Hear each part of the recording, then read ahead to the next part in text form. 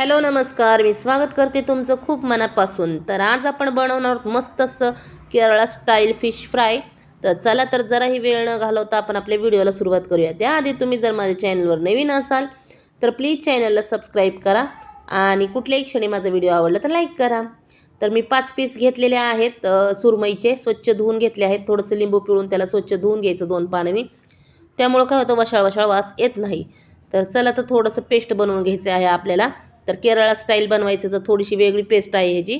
तर तेच सांगते. 1 चमचा मी मोहरी घेतलेली आहे, 1 चमचा तळलेला कांदा घेतलेला आहे, 7-8 पाकळ्या लसणाच्या, थोडंसं आल्याचा तुकडा टाकलेला आहे आणि त्यात भिजवलेली चिंच टाकलेली आहे.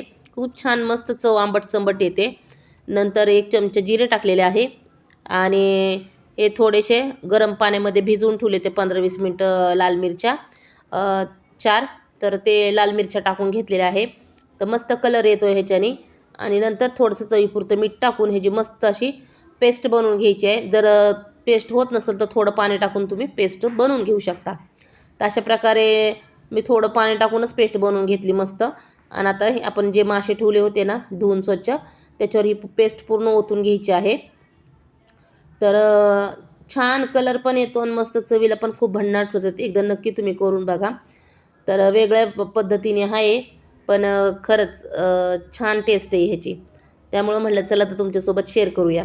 तर नंतर टाकून घेतल्यानंतर मी 2 चमचे धने पावडर घेतलेले आहेत, 1 चमचा हळद घेतलेला आहे आणि अर्धा चमचा गरम मसाला घेतलेला आहे आणि अर्धा चमचा गोडा मसाला घेतलेला आहे. जर गोडा मसाला नसेल तर तुम्ही मटन मसालाही वापरू शकता.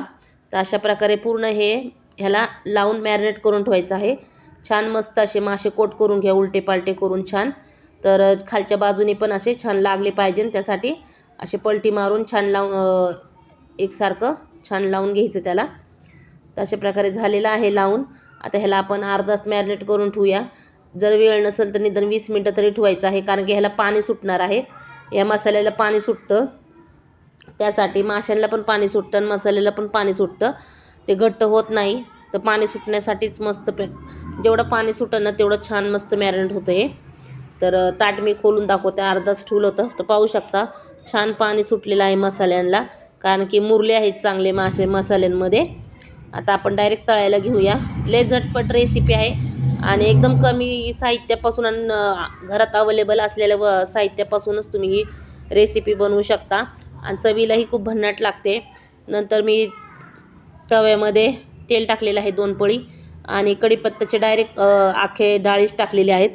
तुम्ही कढीपत्ता तोडूनही टाकू शकता, पण असं टाकलं ना छान लागतं फ्लेवर. आणि तेल थंड असतानाच कढीपत्ता टाका. गरम तेलावर करपतो कढीपत्ता, चव उतरत नाही. थंड तेलामध्ये ना कढीपत्त्याची चव छान उतरते. आणि नंतर थोडं अजून गरम झाले की तेल मग एक मासा मी सोडून घेतलेला आहे. तर अशा प्रकारे जिथं जिथं जागा आहे तिथं तिथं सगळे मासे सोडून घ्यायचे छान चारी बाजूनी. आणि नंतर आता हे पेस्ट केली आहे ना ती थोडी थोडी करून, जशी जशी पेस्ट तेलामध्ये आटन ना तशी तशी थोडी थोडी टाकत पूर्ण आपण त्या माशावर ओतून घ्यायची आहे. तर मी थोडं ठेवलं होतं आणि ओतून घेतलं, कारण की तेल आणि हे मग जास्त बाहेरच्या साईडला निघन म्हणून त्यासाठी मी थोडंच ओतलं आहे. थोड्या वेळ नंतर मग पुन्हा हे आटलं ना की थोडं ओतून घ्यायचं. त्यावर मी थोडीशी चटणी टाकलेली आहे, छान मस्त फ्लेवर येतो. तर कांदा लसूण चटणी आहे ही. आणि नंतर थोड्या उशिराने मी पूर्ण ती पेस्ट ओतून घेतली होती. तर अशा प्रकारे छान तळून घ्यायचं आहे. तर बघा मी परत पेस्ट ओतून घेतली होती सगळी, त्यामुळं तवा पूर्ण भरलेला दिसत आहे. तुम्ही एकदाच जर ओतलं की तव्याच्या बाहेर येण्याची शक्यता असते, म्हणून थोडं थोडं करून ती पूर्ण पेस्ट ओतून घ्यायची.